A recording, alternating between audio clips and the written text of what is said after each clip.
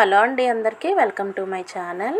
ఈరోజు అయితే వైశాఖ ఆదివారం రోజు మార్నింగ్ అయితే మేము సూర్యనారాయణ స్వామికి నోము అయితే చేసుకున్నామండి. ప్రతి సంవత్సరం ఇదే విధంగా అదే సాయంత్రం త్రినాద మేళ చేసుకుంటామన్నమాట. ఏ విధంగా చేసుకున్నామో చూడండి. షావుకారుతో ఇట్లాను, ఓ షావుకారు వినండి, విలువగల ఆయువు అయినప్పటికీ అందువలన మీరు మంజూరు లేదు.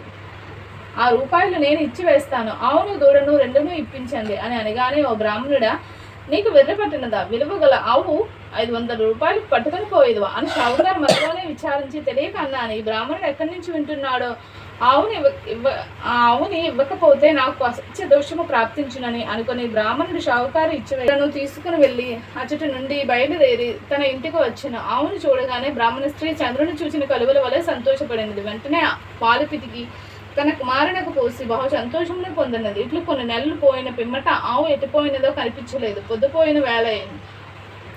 ఆవు రాకపోవడం చూసి బ్రాహ్మణుడు వెతుకుపోయాను. వీధులలోను సమీపంలోనున్న పొలములలోనూ చూచెను. ఆవు కనిపించలేదు. తెల్లవారగానే మేలుకొని ఆవును వెతుకుడుగా బయలుదేరి కొంత దూరం నడిచి వెళ్ళేసరికి ప్రోవలాను ఒక చెట్టు చూశాను. గొప్ప మర్రి చెట్టు దగ్గరికి వెళ్ళినాడు. ఆ చెట్టు కింద ఆ చెట్టు సంగతి వినండి. ఆ చెట్టు పైన 3 మనుషులు కూర్చున్నారు. వారు ఎవరనగా బ్రహ్మ, విష్ణు, మహేశ్వరులు. వారే త్రిమూర్తులు. అటువంటి చెట్టు కింద బ్రాహ్మణుడు కూర్చుని ఆయాసం తీసుకుని లేచి వెళ్ళిచుండగా త్రిమూర్తులు త్రినాథుని పిలిచి, ఓ బ్రాహ్మణుడా, నీవు మనస్సులో ఎందుచేత దుఃఖము కలిగి ఉన్నావు? నీవు ఎక్కడికి వెళుచున్నావు? ఆ సంగతి మాతో చెప్పమని అడుగుగా బ్రాహ్మణుడు 2 చేతులు జోడించి, అయ్యా, నేను బీదవాడును, భిక్షం ఎత్తుకొని బతికేవాడిను. నాకు ఒక ఆవు ఉండను, అది కనిపించలేదు. ఈ దినము శ్రీపురము సంత ఎగుచున్నది. ఆ సంతకు పోయి వెతికేదను. ఎవరైనా దొంగలించి తీసుకుపోయిన ఎడల ఆ సంతలోనే అమ్ముతారు కదా, ఆ హేతువు చేతనే వెతుకుచున్నాను. ఓ త్రినాథ స్వాములారా అని వృత్తాంతము చెప్పాను. అది విని బ్రాహ్మణులకు, త్రిమూర్తులు, నీవు ఇప్పుడు సంతకు వెళ్ళిచున్నావు కదా, మా నిమిత్తం ఏమైనా కొన్ని దినుసులు తీసుకుని రాగలవా అని త్రిమూర్తులు అన్నారు. బ్రాహ్మణుడా, ఏమి దినుసులు కావాలని అడుగుగా త్రిమూర్తులు ఇట్లా అంటారు, 1 పైసా గంజాయి, 1 పైసా ఆకులు వక్కలు, 1 పైసా నూనె మాత్రమే తెచ్చి ఇమ్మని చెప్పారు. అది విని బ్రాహ్మణుడు, త్రిమూర్తులారా, నాకు ధనము ఎక్కడ దొరుకుచున్నది?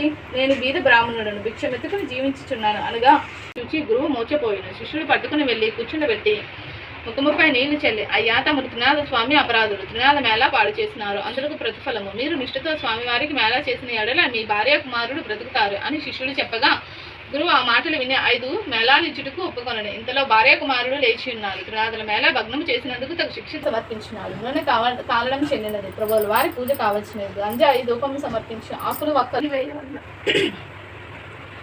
తాంబూలం 3 భాగములుగా చేసి త్రినాథుల వారిని ఎదుట ఉంచవలను. 3 దీపములు వెలిగించి, త్రిమూర్తులారా దయచేయండి అనవలను. అంతా సమర్పించి త్రినాథ స్వాముల వారి పాదములపై పడవలను.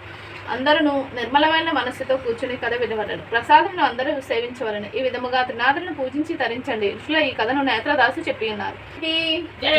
చెప్పు. త్రినాథుల స్వామి వారికి జై. శ్రీ త్రినాథుల స్వామి వారికి జై. త్రినాథ స్వామి మేళ అయితే ఈ విధంగా చేసామండి. ఈ వైశాఖ ఆదివారం ప్రతి సంవత్సరం ఒక మేళ అయితే చేసుకుంటామండి. తరువాత కార్తీక మాసంలో అయితే 3 మేళాలు అయితే చేసుకుంటామన్నమాట. మాకు ఇది ఆనవాయితీ అండి.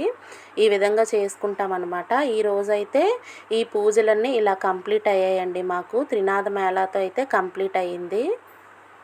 మన ఇష్టమేనండి. 1 మేళ అయితే 1, 3 మేళాలు అయితే 3 మేళాలు కూడా చేసుకోవచ్చు. మా పూజ అయితే కంప్లీట్ అయిపోయింది. త్రినాథ స్వాముల వారికి జై.